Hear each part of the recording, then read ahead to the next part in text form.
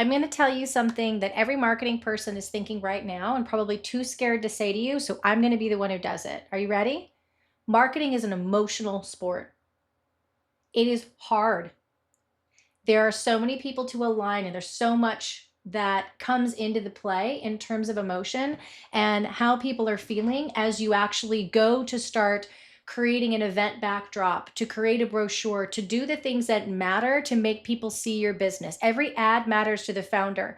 Every opportunity to bring somebody to the front door matters to the sales team. Everybody needs what marketing has to offer, and so they therefore want to participate in it. And that's a wonderful thing. What you want to be careful of as you think about why growth can break for smart companies, and the thing that might make you feel uncomfortable, is that everything has shifted. AI made execution cheap, capital made efficiency mandatory, and boards have made growth political. So when you think about emotions and alignment and judgment, those are the things that you want to be careful of getting everybody in a room and aligning on. That's where AI cannot make up the difference. The value that people provide now in the growth equation is sandwiching. Human first, strategy, alignment, and goal setting.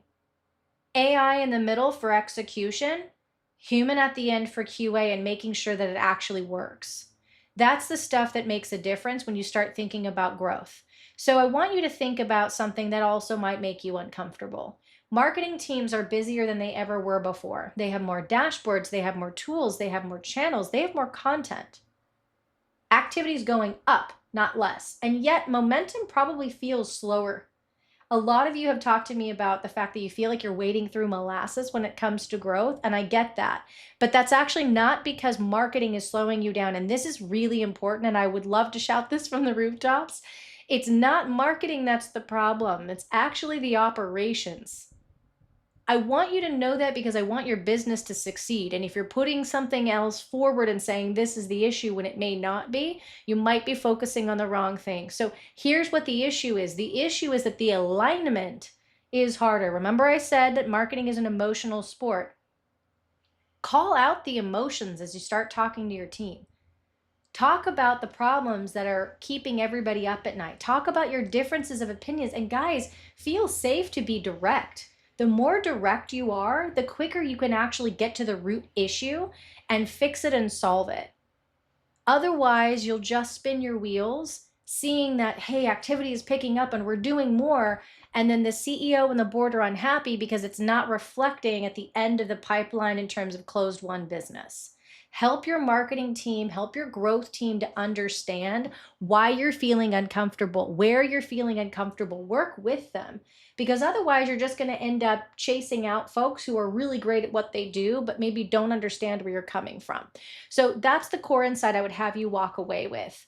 And then let's talk about AI and where it fits into the picture. AI writes ads, landing pages, it can optimize bids. That's all great. But again, if you're focused solely on execution and doing more stuff, you're spinning your wheels. You have to have a strategy first, and AI isn't going to build that for you because it doesn't understand the person sitting in the room next to you who has strong emotions, judgment, and challenges with how growth is happening right now.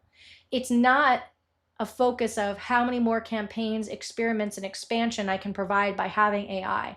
None of that will matter if you don't have basic alignment first. It's not just about what you're doing, it's making the growth decisions that need to be happening, having the adult in the room who can help you to decide where to focus, what to stop, and when capital moves and how it moves. That is what AI cannot do. AI is the execution layer underneath that. So let's talk about how you actually do that. I've spent the last 20 years in working in startup and scale up companies is what I would call them. These are companies between 10 million and 100 million. And I've seen the same pattern over and over again. And that's one of my ranks, is being able to find patterns and being able to share those with you. Long list of weaknesses. If you ever want to hear it, we can go into those. But the area that I can focus on for you here is that growth is something that people can see as being tangible. Meaning when it slows, the teams aren't going to reduce their activity. They're going to increase it because they feel scared. They feel reactive. So, as a leader inside of the organization, that is your opportunity. Step in and manage those emotions and stop letting growth feel heavy. The CEO can't be the integration layer. It's not the CEO's job to pull marketing, sales, product, and customer experience together. That is the job of the growth layer. That is the job of the person who is going to pull in everybody's assumptions, underlying feelings, and emotions and manage that conversation so that things are not happening as spinning wheels. Growth isn't a primary marketing function anymore. I'm going to say that again. Growth is not a primary marketing function anymore. Companies have understood that. That's why they're trying to put in chief revenue officers and chief commercial officers, but they're getting it wrong. Renaming the function isn't going to make it any more true. You need governance. That's what matters. It's having a strategist who understands growth, where it comes from across all four of those functions, and how to help advise the CEO, the founder, and the board to go get growth as an organization. That is where the truth comes from. That is where real capital allocation comes. And what you need to kill quickly when those things aren't working. That's how you constrain focus, and that's how you get growth. It's creating alignment among those people, which again, AI isn't going to do, and the CEO can't do either. So here's what I would say to you. If growth feels harder than it used to, and you're pushing harder, but you're not actually moving forward, that isn't a talent problem. That isn't a tools problem, and it's not an AI problem. It is a structure problem. We're talking operations. You cannot run a 2026 growth engine with a 2018 architecture, and that's where most companies are failing today. That's why smart companies are feeling stuck. Growth isn't breaking because people are not capable, so don't get rid of smart people. It's breaking because execution, specifically AI, has scaled faster than leadership architecture can follow.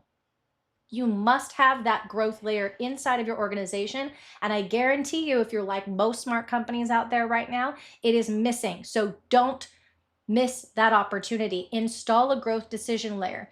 Make sure that you have a narrative. Make sure you have systems and capital allocation. Make sure that you focus on how do I help make sure that everybody can really focus on what allows our business to move forward and grow. That is where growth actually comes from. That is how you move a business forward in 2026. And that's something that we're great at doing at Growth Actually in the CMO agency. So if you need help, just ask. Hope you have a great day.